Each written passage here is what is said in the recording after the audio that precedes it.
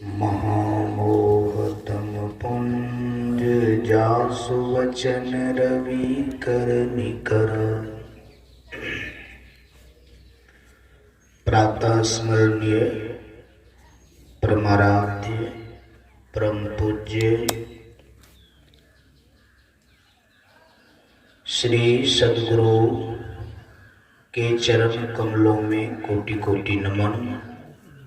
सत्संग में उपस्थित धर्म प्रेमी सज्जनों, भक्तिशीला माताओं बहनों, सबके चरणों में कोटि कोटि नमन। विस्तारक यंत्र के द्वारा जहाँ तक आवाज जा रही है, सबको नमन करते हुए निवेदन करता हूँ, सब लोग सत्संग में आए, सत्संग को श्रवण करें, सत्संग के अमृतमयी वचनों को श्रवण कर जीवन को सफल और विमल बनाएं। बोलिए प्रेम से श्री सद्गुरु महाराज की जय। आज प्रातः कालीन सत्संग में हम सब लोग पाठ के क्रम में योग से संबंधित बात को श्रवण कर रहे थे। बुद्धि योग, अग्नि योग। हम किसी भी चीज को अगर करना चाहते हैं तो उसके विषय में सबसे पहले उस चीज को किया किस तरह से जाए, इस बातों को पूरा ढंग से समझने का कोशिश करना चाहिए। किसी भी कार्य को बिना समझे अगर मैं केवल उस विषय में बोल रहा हूं तो वह कार्य सिद्ध हो जाएगा, इस तरह की बात नहीं है। बात मात्र दोहराने से कार्य सिद्ध हो जाए संभव नहीं है। पहले कार्यों को करने के लिए कार्य से संबंधित हर एक पहलुओं को अच्छी तरह से समझ लेना चाहिए। ठीक फिर समझ के बाद हम लोगों को उनके फल का भी आभास होना चाहिए, ताकि उनको करने में हम लोगों को आनंद बुझाए, अच्छा बुझाए। आज सत्संग में कम लोग हैं, इसका क्या कारण है? इसका कारण है कि इस कार्य को सब लोग सही ढंग से नहीं समझ पा रहे हैं और इन कार्य का जो फल है, इस कार्य का जो लाभ है, उस लाभ के विषय में सही ढंग से उनको बोध नहीं है, इसीलिए इस कार्य को करने में मन नहीं लगता है। जबकि इन कार्यों के विषय में संत महापुरुष का कहना है कि सबसे उत्तम कार्य है। जब सबसे उत्तम कार्य होगा तो सबसे उत्तम इसका फल भी होगा, सबसे उत्तम लाभ भी होगा। तो जब इनसे सब निम्न ही कार्य है तो सबको सब कार्य में मन लगता है, इस कार्य में क्यों नहीं मन लगता है?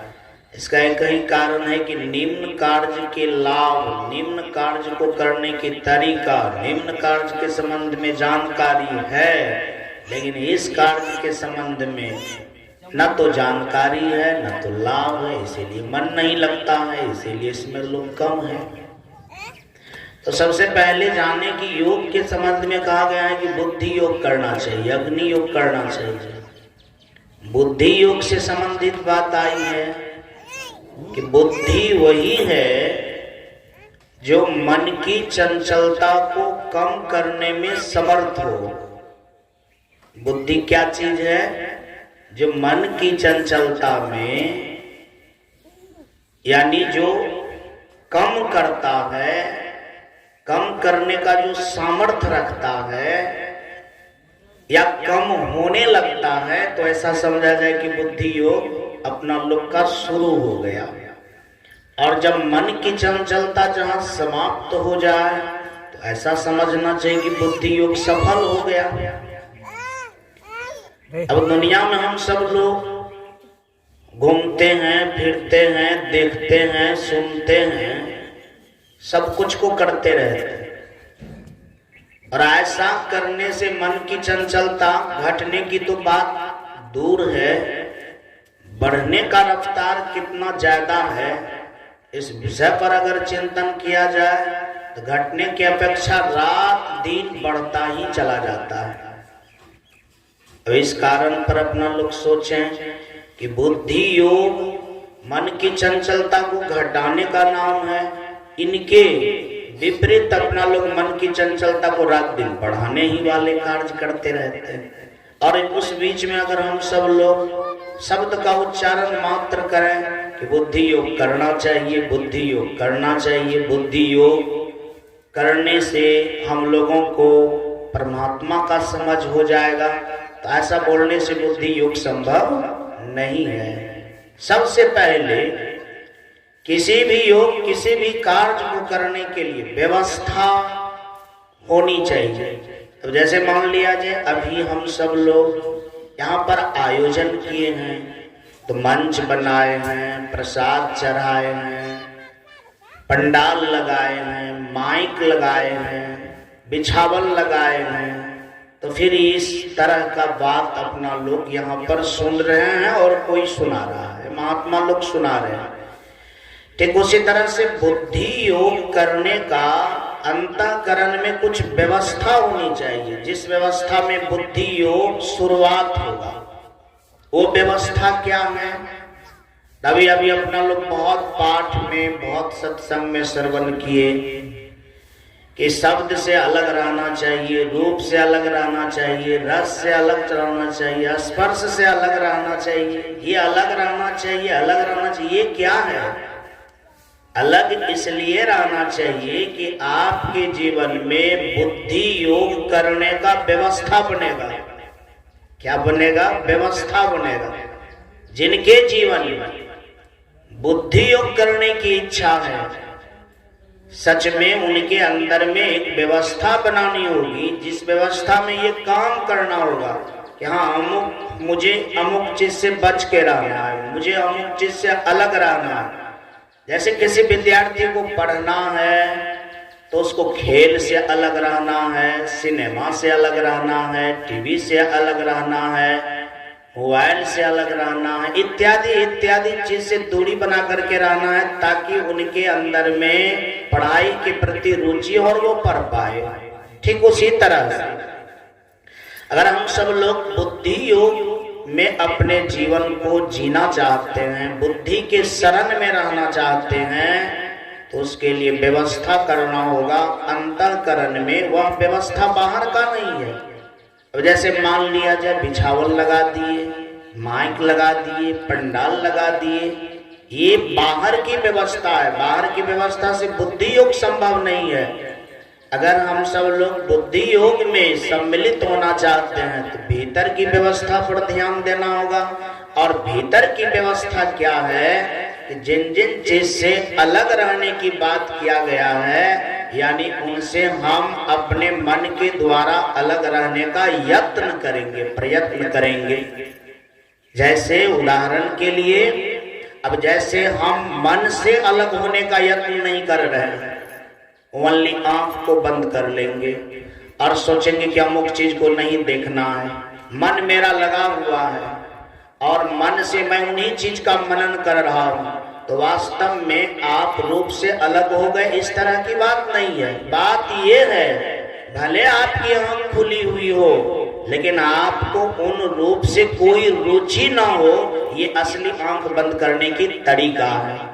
इस बात को बड़ा सुंदर ढंग से महाभारत में दर्शाया गया है कि जब व्यक्ति एक व्यवस्था को बनाता है तो उसके अनुरूप उनके जीवन में शक्ति होने लगती है।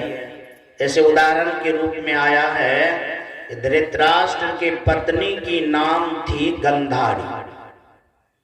क्या नाम थी? गंधारी। और गंधारी अपने पति को देखकर अंधे पति को देखकर मन में विचार की कि मेरे पति कुछ भी नहीं देख पाते हैं और मैं देखती हूं, ये ठीक बात नहीं है। जब हमारे पति अंधा है, कुछ नहीं देख पाते हैं, तो मैं भी कुछ नहीं देखूंगी, ऐसा वो प्लान बना लिया। इसका अर्थ ये नहीं कि वो आंखों पर एक मोटा पट्टी बांध ली, सो बात नहीं है। मतलब उनके अंदर में एक चेतना काम करने लगी कि वास्तव में मैं भी नहीं देखूंगी, अर्थात मुझे भी उस रूप से कोई मतलब नहीं होना चाहिए, ऐसा उन्होंने संकल्प किया। और वास्तव में यह संकल्प उनका कई वर्षों तक चला, जिनमें कहा जाता है कि 12 वर्ष तक संकल्प चला। संकल्प चलने के बाद उसको एक बात को सुन करके बहुत दुख हुआ कि मेरा सब पुत्र जो है मर गया, एक ही पुत्र बचा। उन पुत्र से निवेदन किया कि देखो बेटा, मैं आंख को बंद करके, यानी जिस तरह से अंधे लोग कुछ नहीं देखते उस तरह से मैं कुछ नहीं देखी हूं इतना वर्षों से। तो वास्तव में मेरे आंखों में जो इस तरह का योग हुआ है, यानी केवल रूप को नहीं देखने के संबंध में जो नियंत्रण हुआ है, तो वास्तव में अगर मैं अपने मन को बना लूं कि किसी को देखो तो वज्र हो जाएगा, यानी अमर हो जाएगा। रूप को जो नहीं देखने का जो केवल चंचलता खत्म मैंने किया, और चंचलता नहीं, केवल कौन सा चंचलता, मतलब रूप को जो देखने में मन चंचल होता है, केवल इतना ही चंचलता को मैंने दूर किया। तो मुझ में वो शक्ति है बेटा कि मैं जिनको देख लूं वो वज्र के जैसा हो जाएगा, यानी अमर हो जाएगा। सो नहीं तो मैं तुमको उसी दृष्टि से देखना चाहती हूं कि मैं रूप की चंचलता को मार चुकी हूं और उसी शक्ति से मैं देख करके तुमको अमर बनाना चाहती हूं। सो नहीं तो तुम एक दिन या कल मेरे पास गंगा में स्नान करके बिना कपड़ा का ही तुम मेरे पास आ जाना, मैं देखूंगी तुम्हारा शरीर वज्र हो जाएगा, तुम अमर हो जाएगा, तुमको कोई नहीं मार पाएगा। इसी तरह से किया, इसका फल सटीक निकला। हाँ, दुर्योधन के कमी के कारण फल का पूरा उन्होंने फल नहीं पा पाया, उसमें कुछ कमी रह गया। कमी दृष्टि के कारण गंधारी के तरफ से नहीं हुई, यह कमी दुर्योधन के तरफ से हो गया, वो अलग बात है। लेकिन फल उसको मिला कि जहां जहां दृष्टि गई, यानी उसका जो वहां का जो शरीर था वो क्या हो गया, वज्र जैसा हो गया, अर्थात उस पर कोई अस्त्र शस्त्र काम नहीं कर सकता है। इस तरह से उन्होंने अपने शरीर को दृष्टि के बदौलत पाया। इससे क्या तात्पर्य होता है? तात्पर्य होता है कि सब से संबंधित मन की चंचलता अलग अलग होता है। जैसे दृष्टि से देखने के बाद मन की चंचलता अलग है, सुनने के बाद मन की चंचलता वो अलग है। इसके बाद हम सब लोग जो स्पर्श करते हैं उनके द्वारा जो चंचलता होता है वो अलग है। तो यहाँ पर एक चंचलता से संबंधित बात हुई, जिनमें इतनी शक्ति है। अब आप उम्मीद कर सकते हैं जिनमें बिल्कुल कोई चंचलता ही ना हो, उनमें तो ऐसे ऐसे पांचों शक्ति विराजमान होगा, तो फिर उसको कितना बड़ा शक्ति माना जाएगा, कितनी बड़ी शक्ति को पाया जा सकता है।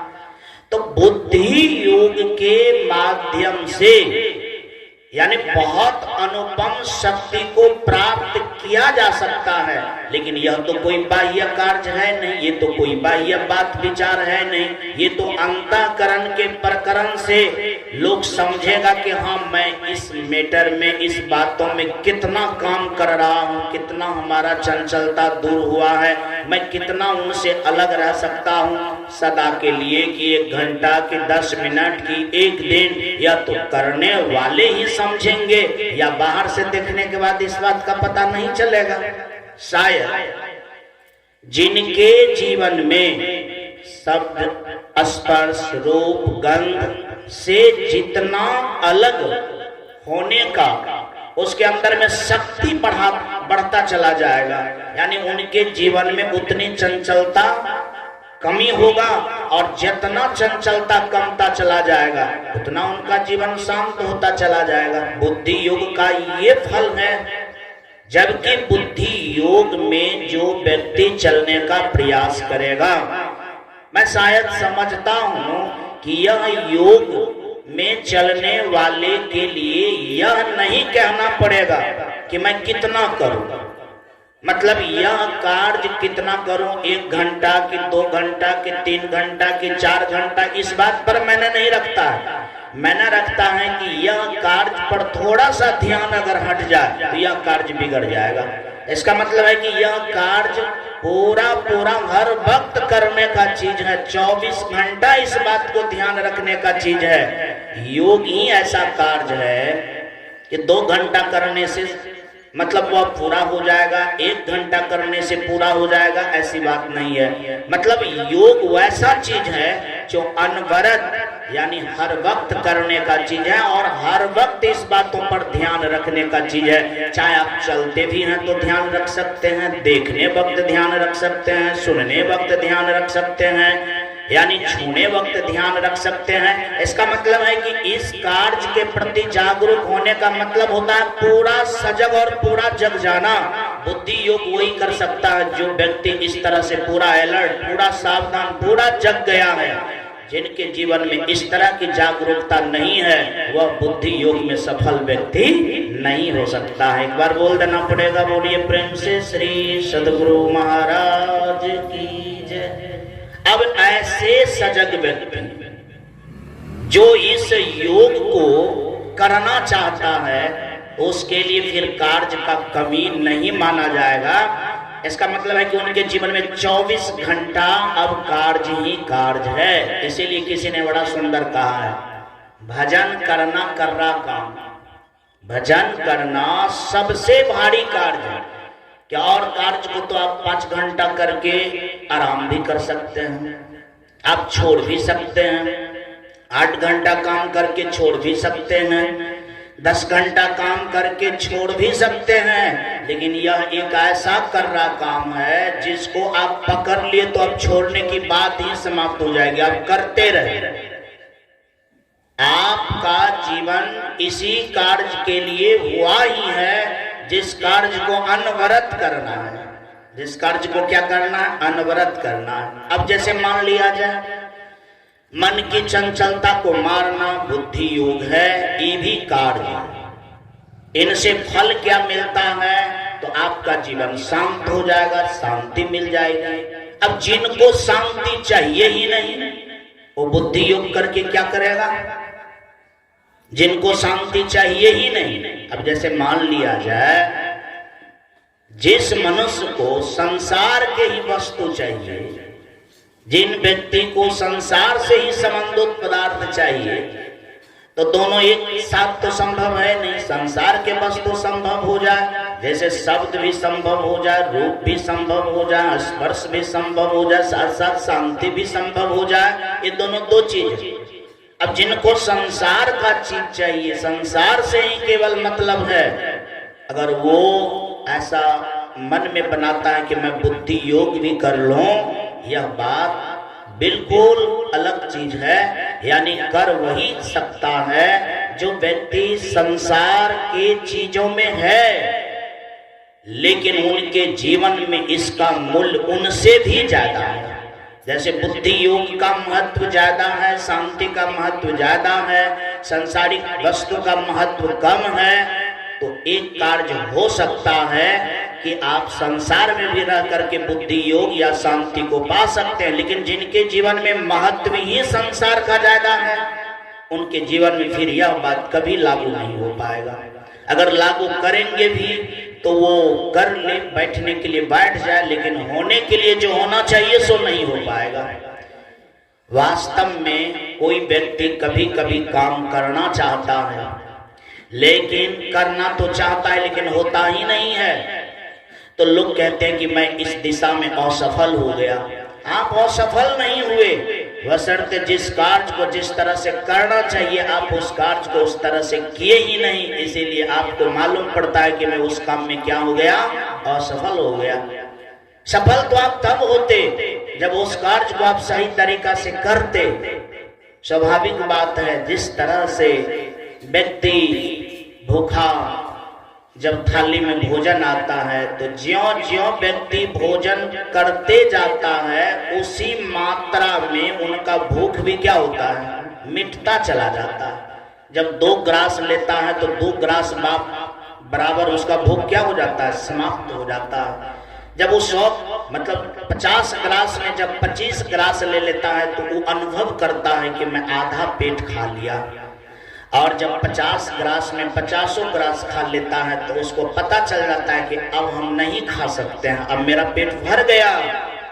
उसी तरह से बुद्धि योग की बात है कि जब आप इस क्रिया को अंदर में करना प्रारंभ करेंगे तो ज्यों ज्यों करते जाएंगे उसी प्रकार से आप शांति का अनुभव करते जाएंगे। अगर आप आधा शांत कर लिए तो आधा बराबर आप शांति का अनुभव करेंगे, थोड़ा कर लिए तो पूर्ण शांति का अनुभव करेंगे। लेकिन जिस तरह से यहाँ खाने की बात है उसी तरह से इस बात को भी करने की बात है। हाँ, लेकिन इनके लिए हमारे अंदर में करने की भूख होनी चाहिए, करने का एकदम अपना लोग के अंदर में कला होना चाहिए और इनके लाभ के विषय में पूरा पूरा समझ होना चाहिए। आज संसार के सब जीव शांति को ही खोजता है। कौन चीज को खोजता है? शांति को ही खोजता है। और पता लगाया जाए कि संसार में सबसे बड़ा चीज क्या है, सबसे कीमती चीज क्या है, उसका उत्तर भी आता है शांति ही है। लेकिन शांति तो सबसे कीमती चीज है, लेकिन शांति तब है जब जहां संसार नहीं है और कोई व्यक्ति संसार में ही शांति चाहता है तो दोनों 2 चीज है। या तो आपके जीवन में संसार हो सकता है या तो आपके जीवन में शांति हो सकती है। अगर आपके जीवन में शांति है तो आपके जीवन में संसार नहीं रहेगा, और जहां संसार होगा वहां शांति नहीं रहेगी, क्योंकि दोनों 2 चीज है। इसीलिए कि संसार क्षणभंगुर है और संसार हर वक्त बदलते रहता है। तो जो बदलते रहता है, जो चेंज होता रहता है, तो उस गति का नाम तो शांति नहीं है। शांति का तो मतलब ये है कि जो बदलता ही नहीं है। शांति कहाँ मिलेगी? जो बदलता ही नहीं है। और जो बदलते रहता है, सरकते रहता है, समाप्त होते रहता है, बनते रहता है, बिगड़ते रहता है, हम उसी में शांति देखेंगे तो ये तो दृष्टि दोष का, ये तो बुद्धि दोष का सवाल हो गया। क्योंकि जहां ससरन होगा, जहां बिगाड़ होगा, जहां बनाव होगा, जहां फिर तैयार होगा, मतलब इस तरह के कार्य में शांति संभव नहीं है।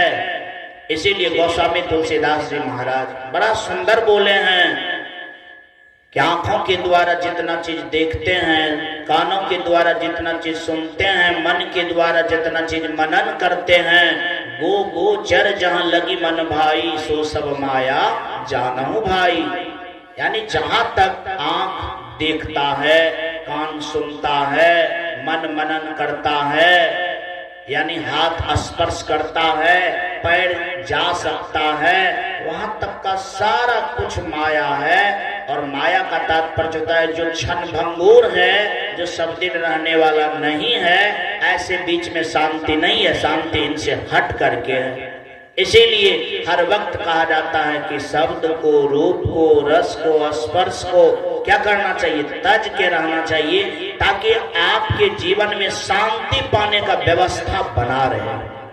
आपके जीवन में शांति पाने का व्यवस्था बना रहे और उस व्यवस्था में बुद्धि योग होता रहे। बुद्धि योग का मतलब होता है कि वो चंचल से रहित अवस्था में हो। इसी बात को गीता में श्री कृष्ण भगवान बड़ा अच्छा ढंग से बोले हैं कि जो बुद्धिजीवी आदमी होता है, जो समझदार आदमी होता है, यानी वो कछुआ के भांति होता है। किस भांति होता है? कछुआ का उदाहरण यानी एक बुद्धिजीवी व्यक्ति के लिए दिया है। कछुआ पानी में रहता है, पानी से ऊपर भी वो रहता है। तो कछुआ का उदाहरण इसलिए दिया है कि कछुआ के जीवन से बतलाया है बुद्धिजीवी का, यानी उनमें समानता दर्शाया है, समान, कि जिस तरह से कछुआ जब बैठ जाता है तो पता नहीं चलता है कि उसका पैर किधर है, उसका मुख किधर है, पता ही नहीं चलता है। यानी बैठा हुआ कछुआ को देख करके कह नहीं सकता है कि इसका पीछे वाला भाग कौन है और आगे वाला भाग कौन है। इस तरह से वो बैठता है, पैर किधर है पता ही नहीं चलता है। तो पता कैसे चलता है? जब उसको ठोकर मारता है, जब वो सुगबुगाता है, तब पता चलता है कि ओ इसका ये पिछला पैर है, इसका ये अगला पैर है, इधर मुंह है, तब पता चला। कहा ठीक उसी प्रकार से बुद्धिजीवी लोग जो जीता है संसार में, जीता तो सब है, लेकिन जो बुद्धिजीवी लोग होता है तो उसके जीवन का कोई इंद्रिय का पता ही नहीं चलता है कि उनके भी पास इंद्रिय है कि नहीं है। यानी इंद्रिय रहते हुए भी बिना इंद्रिय का हो जाता है, क्योंकि जिस तरह से बैठा हुआ कछुआ का सब इंद्रिय सिकुड़ जाता है, उसी तरह से बुद्धियार आदमी का सब इंद्रिय क्या होता है? सिकुड़ा हुआ रहता है।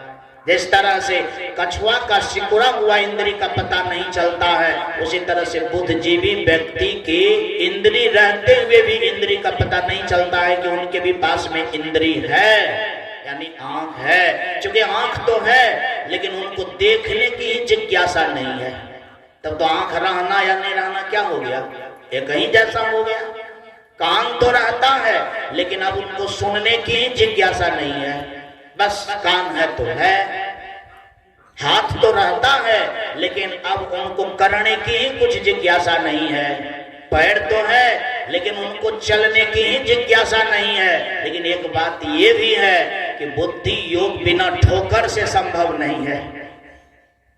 उनके लिए क्या होना चाहिए? ठोकर लगना चाहिए, या तो ज्ञान से ठोकर लगना चाहिए या तो बाहर से ठोकर लगना चाहिए। इसके लिए शास्त्रों में वर्णन आया कि जब व्यक्ति को ठोकर लगता है और जब व्यक्ति बुद्धि योग में बदलता है तो उसका स्टैंडर्ड क्या हो जाता है। श्रीमद् भागवत पुराण में बड़ा सुंदर ढंग से इस बात का चर्चा आया है।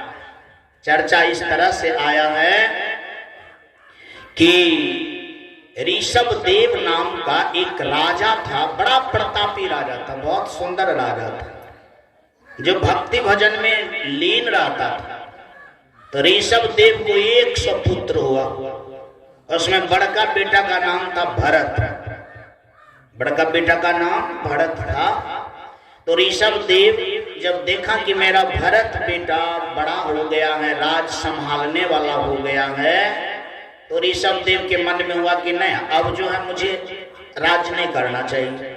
अब भरत बेटा को दे करके मुझे कहीं जंगल चला जाना चाहिए और पूर्ण रूपेण संसार से हट करके बुद्धि योग से शांति को क्या करना चाहिए? प्राप्त करना चाहिए, या अग्नि योग में पूरे संसार को जला करके राख कर देना चाहिए। इसी बात को शंकराचार्य ने बड़ा अच्छा से कहा कि जब व्यक्ति को ज्ञान होता है तो संसार जल करके क्या हो जाता है? राख हो जाता है। यानी पूर्ण ज्ञान के बाद जहां संसार लुप्त हो जाए, समझिए कि आपके जीवन में अग्नि योग प्रकट हो गया। अग्नि का तात्पर्य होता है जलाना, या अग्नि का तात्पर्य ही होता है आपका चेक करना।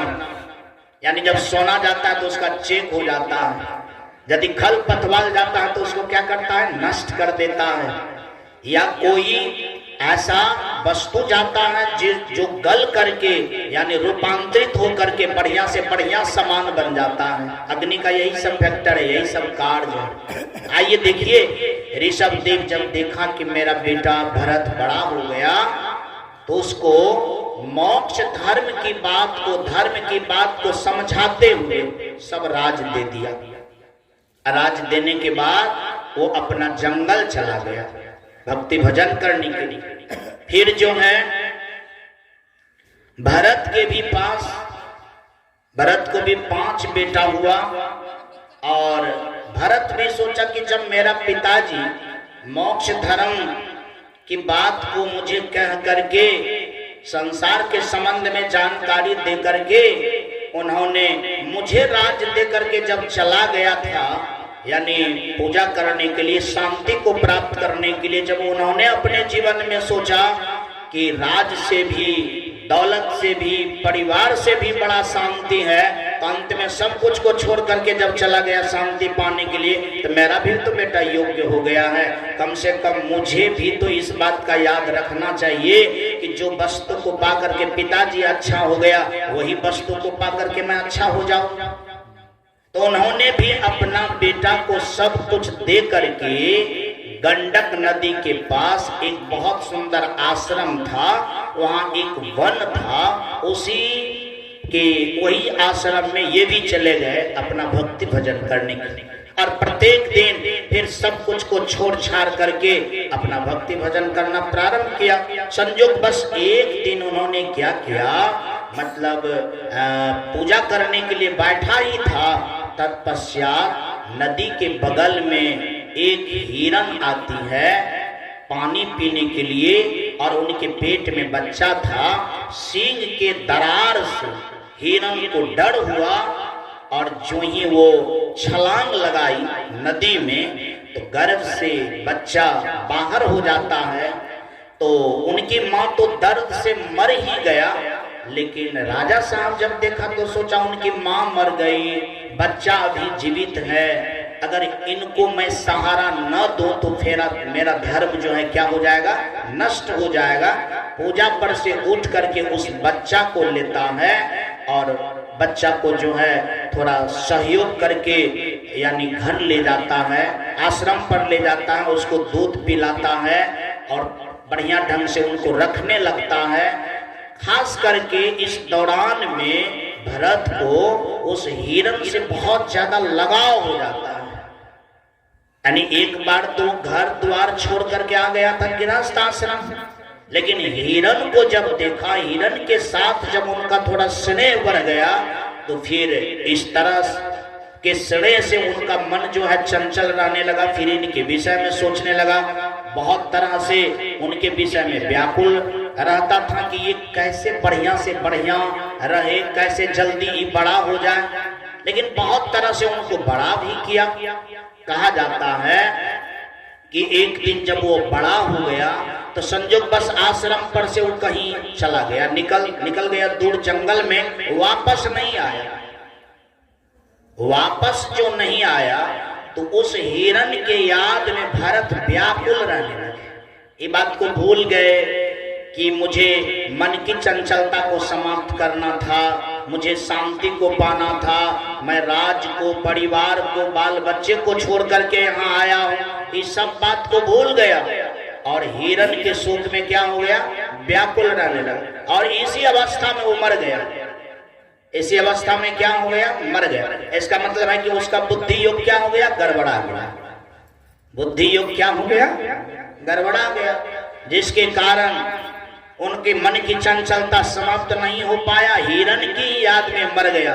और हिरन के याद में जो मरा तो उसका जन्म कहाँ हो गया, हिरन में। और जब हिरन में हो गया तो एक बात का उसके जीवन में बहुत बड़ा यानी फायदा हुआ कि उन्होंने जो भक्ति किया था, भजन किया था, यानी उनके शक्ति के बदौलत इस बात का याद उनके जीवन में था कि मैं पहले राजा था, इस जन्म में मैं हिरन हो गया।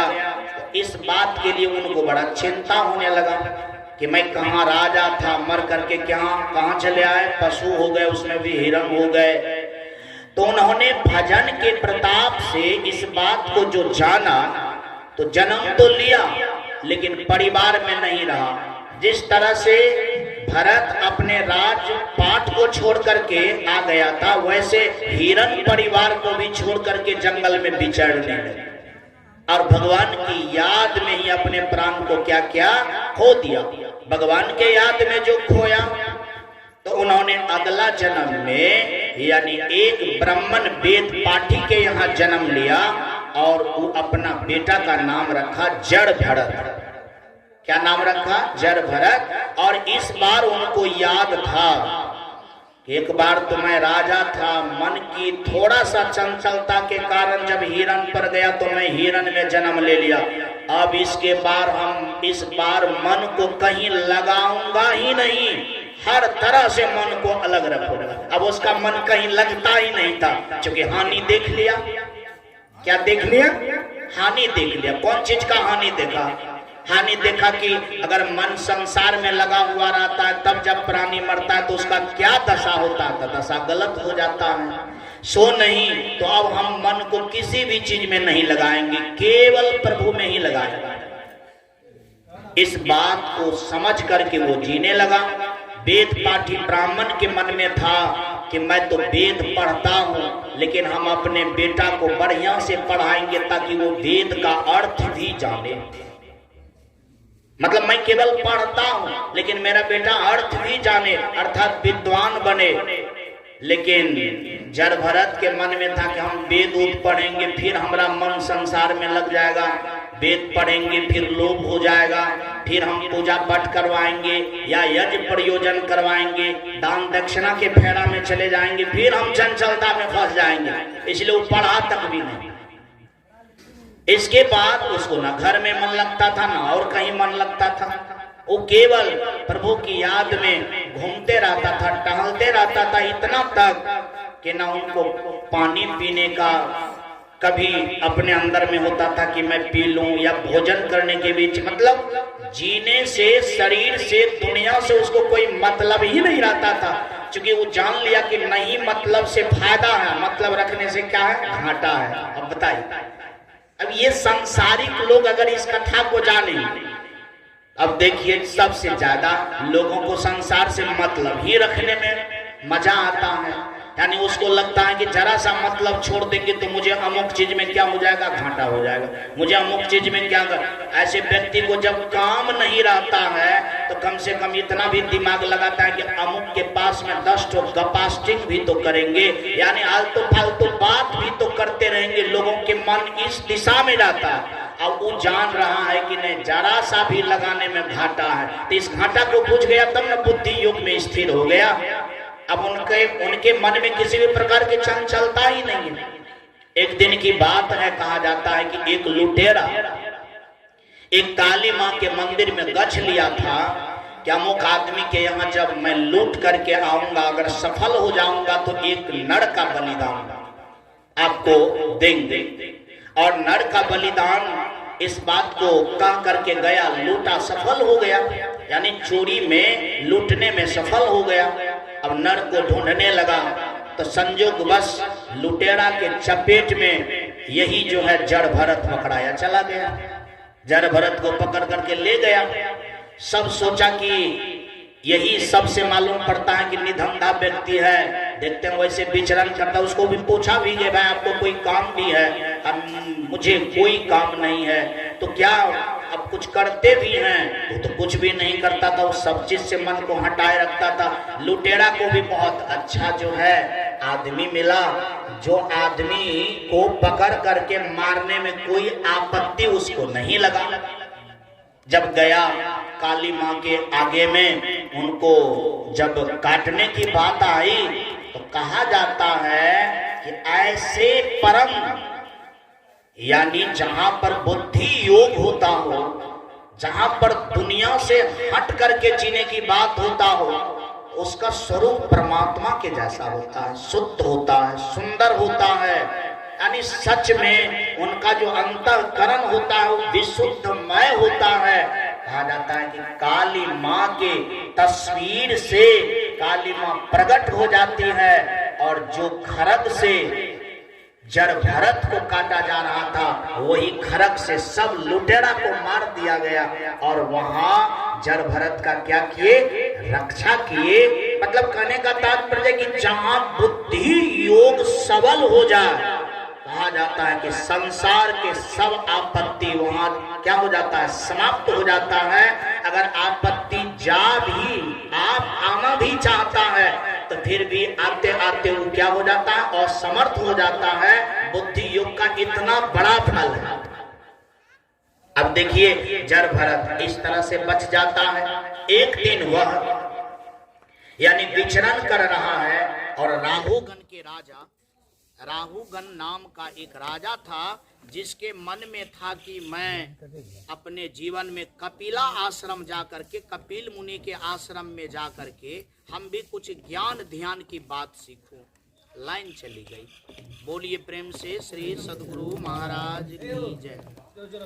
तो कपिला आश्रम में जा रहे थे। अब राजा महाराजा है तो वो तो अच्छा तरीका से जाएंगे, इधरों मन को ले जाना नहीं है, मतलब सुन लेना है। अब 9:30 बजने ही वाला है, 9:19 हो चुका। अब वो जाना चाह रहे थे, उनको भी ज्ञान ध्यान योग के विषय में सीखना था, जिस तरह से आज चर्चा हुई। अब राजा चलेंगे तो फिर राजा पैदल तो नहीं चलेंगे, तो उन समय में कहार पर चलते थे। राजा कहार पर बैठे, कहार उठाने वाले उठाए। संजोग बस रास्ता में एक जो उठाने वाला था वो बीमार हो गया। अब सोचा कि एक मतलब उठाने वाला वो बीमार हो गया तो अब एक आदमी की जरूरत। संजोग बस जर भरत ही विचर रहा था, उसी से बोला कि देखिए एक आदमी का अभाव हो गया। जर भरत ऐसा उदार आदमी था, ऐसा उदार आदमी था कि जो व्यक्ति जो कह देता था उसमें वो राजी हो जाता था। क्योंकि उनको आगे पीछे कुछ उतना देखने सोचने विचारने की जरूरत नहीं।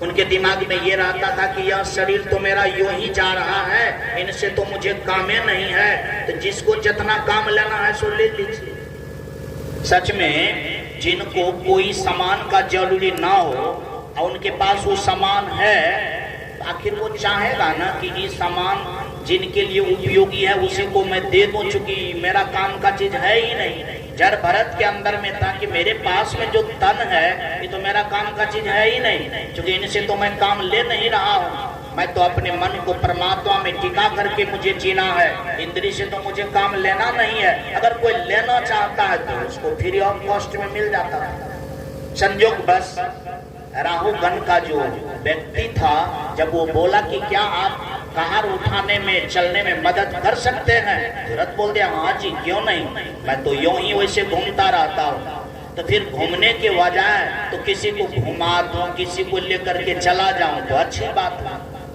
भीड़ जाता है। और लेकिन अब जर भरत है जिसका बुद्धि की चंचलता समाप्त हो गया है, उसके चाल में और जिसका मन चंचल है उनके चाल में अंतर होगा कि नहीं होगा? क्योंकि जिसका मन का तरंग समाप्त हो गया, चंचलता समाप्त हो गया, उसका चाल भी मधुर होगा। वो सोच सोच करके चलेगा, अच्छा से चलेगा। जिनके पास में अब कहीं जाने की इच्छा ही नहीं है, उसमें धपड़ चपड़ चलने की क्या जरूरत है? वो जिनको टाइम से पहुंचना है या टाइम से नहीं जाएगा तो फिर बात विवाद होने वाला है, उनको न होता है कि मैं दौड़ करके जाऊं, चाहे गाड़ी को स्पीड करके जाऊं, चाहे तेजी से जाऊं। जिनको जाने की जरूरत नहीं है तब उसको चलना पड़ रहा है, तो उसका तो चाल अति मधुर होगा।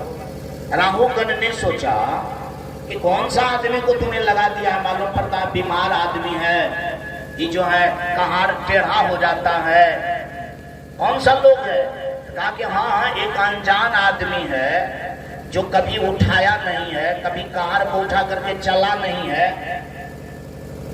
तो वास्तव में उनको 2-4-5 गाली बात अब राजा ही था तो दिया, लेकिन जर भरत इस बात को सुनता रहा।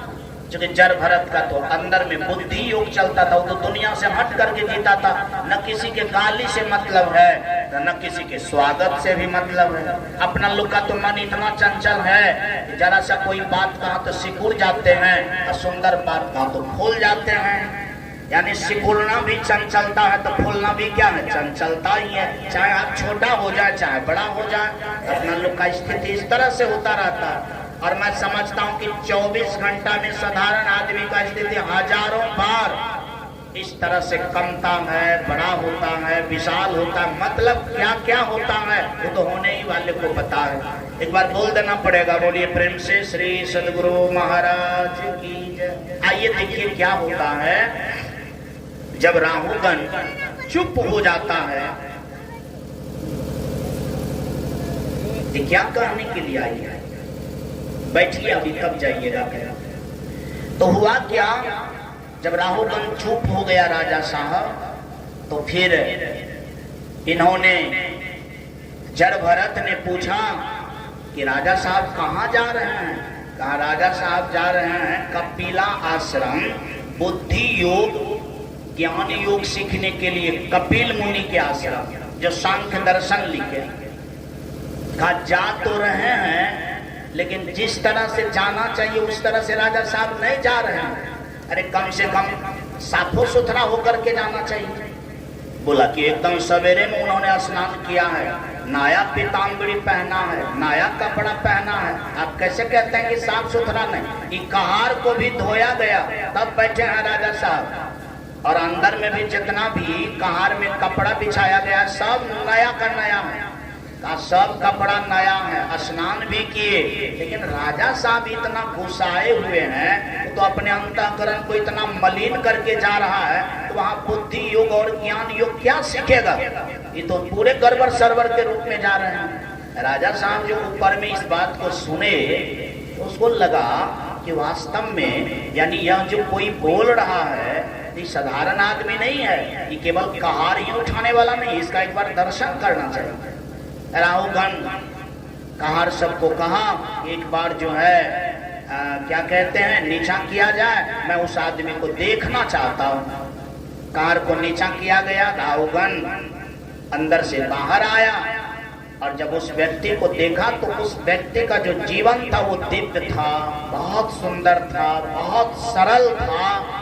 यानी कहने का मतलब देख करके ही पता चला कि यह तो स्थिर आदमी मालूम पड़ता है, ये मालूम पड़ता है कि शुद्ध है। तो फिर राजा साहब ने बोला आप क्या करते हैं? हाँ देखिए राजा साहब मैं कुछ नहीं करता हूँ, क्योंकि करने का हानि मुझे पता चल गया कि करने से कितना हानि होता है।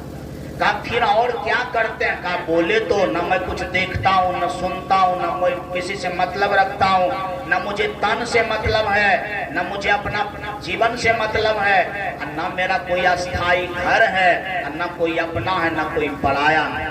अरे मुझे कहाँ तो मैं लग गया, कहाँ चलने के लिए तो चल दिया, न मुझे कहीं जाना है, न कहीं मुझे रुकना है, न मुझे कहीं ठहरना है। मुझे इस सब में से कुछ भी नहीं करना है, बस मैं एक ही काम करता हूँ कि अपनी सूरत को परमात्मा में लगाए रखता हूँ ताकि जरा सा भी डिस्कनेक्ट ना हो। क्योंकि जरा सा डिस्कनेक्ट होने का एक बार मुझे परिणाम मिला था कि मरने वक्त परमात्मा का याद करके नहीं मरा, केवल हिरण का याद करके मरा, तो मुझे हिरण बनना पड़ा।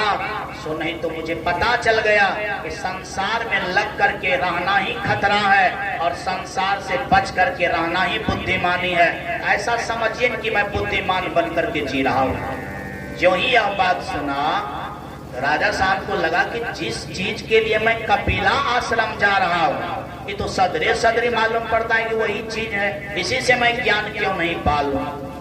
राजा साहब उसको नमन करते हैं और जड़ भरत से कहते हैं कि आप मुझे ज्ञान दीजिए, आप मुझे क्या कीजिए? ज्ञान दीजिए। बस इतना ही जड़ भरत ज्ञान दिया इनको कि आप जो कहार में बैठ करके राजा बन करके जा रहे हैं कपिला आश्रम, यही मन की चंचलता है और यही दुख का कारण है। राजा आप अपने को शरीर समझ करके, इंद्री समझ करके, दुनिया समझ करके भूले हुए हो, जा रहे हो कपिला आश्रम यानी बुद्धि योग पाने के लिए, ज्ञान योग पाने के लिए। तो सबसे पहले आप अपना जो है यानी मैल को कम से कम समाप्त कर लीजिए और सुंदर बन जाइए, तब योग कीजिएगा या बुद्धि योग की बात कीजिएगा। उन्होंने कहा कि मैं तो पवित्र तो बन करके आया हूँ। कहा कि ऐसी बात नहीं है, दो प्रकार का कपड़ा है संसार में। एक कपड़ा शरीर में पहने हुए, शरीर पर जो कपड़ा पहने हुए हैं, यह जो कपड़ा गंदा होता है ये बाहर के यानी कचरा के चलते।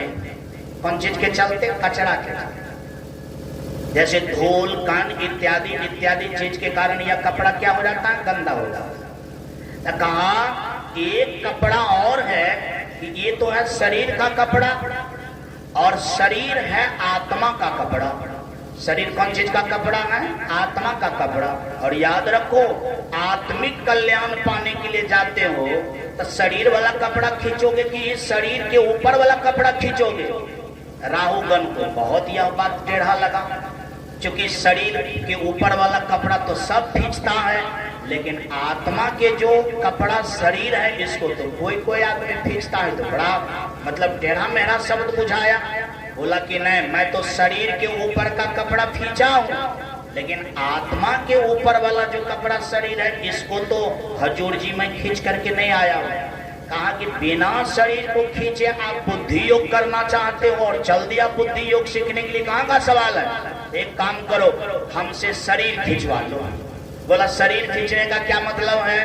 कहा वास्तव में जिस तरह से धूल कण के कारण यह कपड़ा गंदा होता है, वैसे रूप के कारण शरीर गंदा हो जाता है, स्पर्श के कारण शरीर गंदा हो जाता है, गुस्सा के कारण शरीर गंदा हो जाता है, लोभ लालच घृणा के कारण शरीर गंदा हो जाता है। अर्थात एवं प्रकार से ये सब बुराई शरीर का बुराई है और ये सब को हटाना ही आत्मा के कपड़ा शरीर को खींचना है। क्या आप शरीर को खींच करके जा रहे हैं?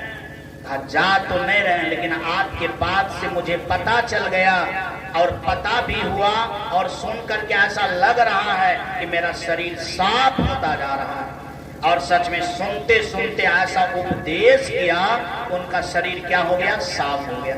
जो ही शरीर साफ हुआ, राहुगण को पता चल गया कि वास्तव में आत्मा के कपड़ा को मैं अपना समझता हूँ। अब जैसे मान लिया जाए फुल पैंट शर्ट को कोई आदमी कह दे कि यही चीज मैं हूँ, उसी तरह से आत्मा अगर समझ ले कि मैं शरीर हूँ, तो बस ये बहुत ही घर मिलाने की बात है और बुद्धि योग यही भ्रष्ट हो जाता है कि जब आत्मा शरीर समझ लेता है और जब आत्मा अपने को इंद्रिय समझ लेता है, इतना ही विकार जब नष्ट होता है तो राहुगण के अंदर में बुद्धि योग प्रकट हो जाता है और बुद्धि योग प्रकट ही आत्मा का निखार होता है, शरीर से नाता टूट जाता है। अब काहे के लिए जाएगा कपिला आश्रम? काहे के लिए जाएगा वो क्या कहते हैं राज करने के लिए? काहे के लिए उनका भी मन दुनिया में लगेगा? झर भरत को गुरु बनाया और राहुगण शिष्य बनाया। इसीलिए तो किसी ने बड़ा सुंदर कहा है, हीरा को कोई जोहरी ही पहचान सकता है, झर भरत तो किसी के काम में नहीं आया, लेकिन झर भरत अगर काम में आया तो राहुगण राजा के काम में आया। सच में साधारण आदमी तो जर भरत को बेवकूफ ही समझता था, लेकिन समझने वाला जब समझा तो कोई तो दुनिया में नहीं मिला, लेकिन जब चेला मिला तो राजा ही मिला। बोलिए प्रेम से श्री सदगुरु महाराज की। सच में यह बुद्धि योग का कमाल है। बुद्धि का तात्पर्य ही है कि जीवन को परिमार्जित कर देना, जीवन में एक लाइट ले आना, इसके बाद आत्म साक्षात्कार करवा लेना, या सच में बुद्धि का कार्य ही है कि जो भी प्रकार की चंचलता है उनको समाप्त करके शांति में परिवर्तन कर देना। ये बुद्धि योग का कमाल। शायद बुद्धि योग का ही थोड़ा यानी ज्यादा कारगर रूप अग्नि योग को कहा जाता है कि जो ही व्यक्ति के पास में सही बुद्धि हो जाता है, सही ज्ञान हो जाता है, सच में उसके लिए संसार नथिंग हो जाता है, कुछ नहीं हो जाता है और उस व्यक्ति में उसी प्रसिद्धता का बहुत ज्यादा वैल्यू होता है जिसको लोग कहते हैं कुछ नहीं। इस बात को किसी संतों ने कहा, जा गई चिंता मिटी मनमा बेपरवाह, जिसको कछु नहीं चाहिए सोई सहंसा। ऐसे व्यक्ति सहंसा के रूप होते हैं जिनको जीवन में कुछ नहीं चाहिए, तो जीवन में उसको कुछ नहीं चाहिए जिनके जीवन में बुद्धि योग है, ज्ञान योग है, अग्नि योग है, जिनके जीवन में इस योग से इस बात की जानकारी प्राप्त नहीं हुआ है। कहते तो रह जाएंगे लेकिन ठिकाना पर तो नहीं पहुंच पाएंगे। इसके लिए ये बात को करना बहुत जरूरी है और साथ साथ बुद्धि योग से संबंधित जो बात है उसको ज्यादा भजाने की जरूरत है, जैसा अनुकरण करने की जरूरत है। अगर प्रभु की कृपा हो जाए, गुरु की कृपा हो जाए तो उनके जीवन में यह योग संभव हो जाता है और जिनके जीवन में यह योग संभव हो जाता है, संसार के सारा कुछ असंभव उनके जीवन में क्या हो जाता है, सब संभव हो जाता है। वास्तव में उनके जीवन का जो आकर्षण है, उनके जीवन का जो शब्द होता है, वास्तव में वो सार शब्द होता है, जिसमें दुनिया को कौन गिने। अगर इनके भी अलावे कोई और दुनिया होगा तो वो भी समाहित हो सकता है। आइए, मैंने आप लोग के बीच आज का जो प्रसंग बस चर्चा था, वो चर्चा के हम लोग पूरा तो नहीं बोले, इसलिए कि पूरा तो उतना मैं जानता भी नहीं हूँ बोलने के लिए। कहा भी जाता है कि सदगुरु का जो शब्द होता है वो अनंत होता है। क्या होता है? अनंत होता है कि एक शब्द गुरुदेव के तामे अनंत विचार, कहीं कहीं था के पंडित जना वेद न पावे पार। अगर मैं संतवाणी को समझना चाहता हूँ तो सच में हम सब लोग 2 मिनट 4 मिनट 1 घंटा 2 घंटा में चाहेंगे समझ लेंगे, ऐसा संभव नहीं है। फिर भी मैं थोड़ा बहुत टूटी फूटी भाषा में बुद्धि योग से संबंधित बात को रखा। मैं ऐसा शुभकामना करता हूँ सबके जीवन में बुद्धि योग घटित हो, सबके जीवन में इस तरह का विकास हो। मैं समझता हूँ कि जिनके जीवन में बुद्धि योग घटित हो जाएगा वो कठिन से भी कठिन चीज को समझ सकता है और कठिन से भी कठिन चीज को कर सकता है। जो असंभव लगेगा उनके जीवन में, यानी वो भी चीज उनके जीवन में संभव हो सकता है। तो सबके जीवन में सब कुछ संभव हो, ऐसा शुभकामना करते हुए वाणी में लेता हूँ विराम। सबके चरणों में करता हूँ प्रणाम। फिर अगला सत्र में मैं